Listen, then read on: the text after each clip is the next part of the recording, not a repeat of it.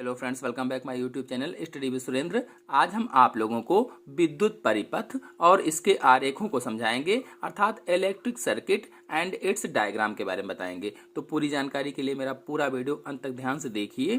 चलिए शुरू करते हैं। सबसे पहले विद्युत परिपथ की परिभाषा समझ लेते हैं।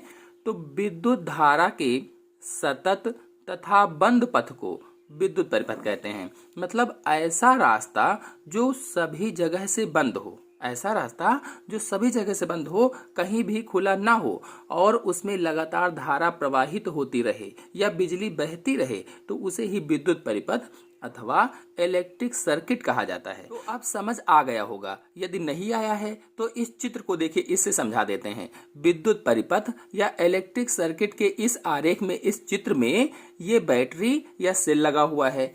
इसके प्लस से एक बल्ब को जोड़ दिया गया है और बल्ब को एमीटर से जोड़ा गया है जो धारा मापने के लिए है, और फिर एक कुंजी यानी बटन लगा हुआ है और यह बटन या कुंजी बंद अवस्था में है, बंद है।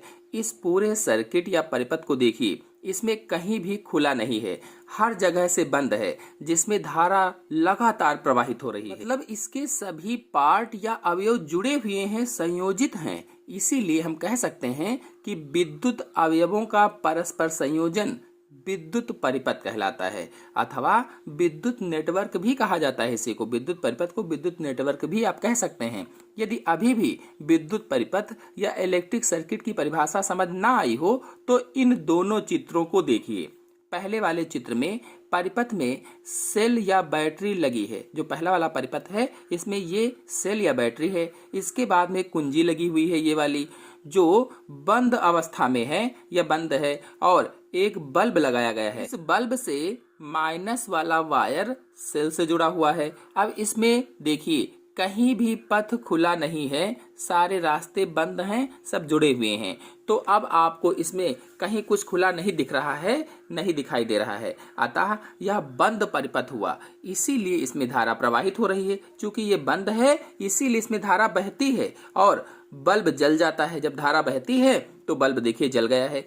लेकिन यदि कुंजी को हटा दें या कहीं से तार काट दिया जाए तो धारा प्रवाहित नहीं होगी। इस स्थिति में बंद परिपथ नहीं रह जाएगा। तो अब बंद का मतलब आपको समझ में आ गया होगा।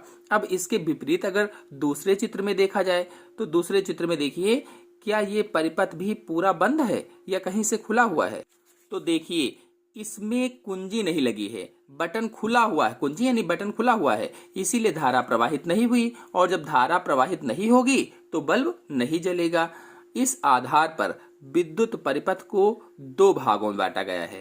पहला बंद विद्युत परिपथ अथवा क्लोज्ड इलेक्ट्रिक सर्किट, और दूसरा है खुला विद्युत परिपथ अथवा ओपन इलेक्ट्रिक सर्किट। तो जिस परिपथ में विद्युत धारा प्रवाहित हो रही है उसे बंद परिपथ कहा जाता है। यानी ऐसा परिपथ जिसमें विद्युत धारा प्रवाहित हो रही है उसे बंद परिपथ कहा जाता है या क्लोज्ड इलेक्ट्रिक सर्किट बोला जाता है, अथवा इसी को पूर्ण परिपथ भी कहते हैं। पूर्ण यानी पूरा परिपथ। जैसे आपके घर में टीवी चल रही है, पंखा चल रहा है, तो ये सब क्या हुए? बंद परिपथ हैं। और जिस परिपथ में विद्युत धारा प्रवाहित नहीं होती है, ऐसा परिपथ जिसमें विद्युत धारा प्रवाहित नहीं हो रही है, उसे खुला परिपथ कहा जाता है। जैसे आपके घर में स्विच खराब हो गया है या फ्यूज जल गया है तो पंखा नहीं चल रहा है, टीवी नहीं चल रही है, मतलब परिपथ पूरा नहीं हुआ तो धारा नहीं बहेगी, और धारा नहीं बहेगी तो कोई भी चीज जो आप चला रहे हैं वो नहीं चलेगी। तो उसे क्या कहेंगे? खुला परिपथ कहेंगे। तो जिस परिपथ में विद्युत धारा प्रवाहित हो रही है उसे बंद परिपथ कहते हैं, और जिस परिपथ में विद्युत धारा प्रवाहित नहीं हो रही है उसे खुला परिपथ कहते हैं। चलिए अब विद्युत परिपथ के आरेख को समझ लेते हैं, अर्थात इलेक्ट्रिक सर्किट डायग्राम को जान लेते हैं। तो कोई विद्युत परिपथ एक सेल, एक प्लग या कुंजी यानी बटन, वैद्युत अवयव तथा संयोजी तारों आदि से मिलकर बना होता है। कोई भी विद्युत परिपथ है तो इन चीजों से मिलकर बना होता है। तो इन चीजों को अवयव कहते हैं, चाहे वो सेल हो, प्लग, कुंजी हो, और वैद्युत अवयव में एमीटर, वोल्टमीटर कोई भी हो, तो इन सभी चीजों को क्या कहा जाता है? अवयव कह सकते हैं। चलिए इन अवयवों के प्रतीक क्या क्या हैं, इनको किस चीज से प्रदर्शित किया जाता है, इसको समझ लेते हैं, देख लेते हैं। तो चित्र के माध्यम से आप देखते चलिए कि अवयव के प्रतीक कौन कौन से हैं।